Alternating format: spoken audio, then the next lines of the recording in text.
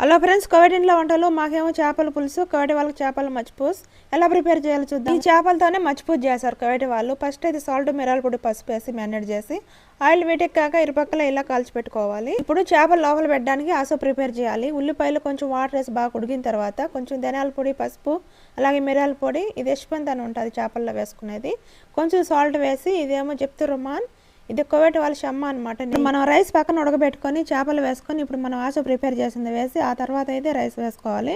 ఇలా దమ్ చేసుకున్న తర్వాత అయితే ఈ విధంగా వచ్చింది మచ్చిపూసి. ఇదేమో మాకు చేపల కర్రీ. ఇదేమో మసాలాకు ఉల్లిపాయ, టమాటా, అల్లం వెల్లుల్లి మిక్సీ అయితే అడుచుకోవాలి. ఇది ఆలివ్ ఆయిల్ కొంచెం వేసుకొని మెంతులు, జీలకర్ర వేసుకొని ఇప్పుడు పచ్చిమిర్చి మనం అడుచుకున్న పేస్ట్ వేసి మసాలా పొళ్ళు, పసుపు, మిరియాల పొడి, ధనియాల పొడి, జీలకర్ర పొడి, అలాగే కారపొడి ఇవన్నీ వేసుకొని ఇప్పుడైతే చింతపండు పులుసు వేసుకొని వాటర్ వేసి బాగా ఉడికిన తర్వాత అయితే మనం క్లీన్ చేసి పెట్టుకున్న చేపలు అయితే ఒక్కొక్కటిగా వేసుకోవాలి. ఈ విధంగా అంతే, చేపల కర్రీ రెడీ. Please subscribe.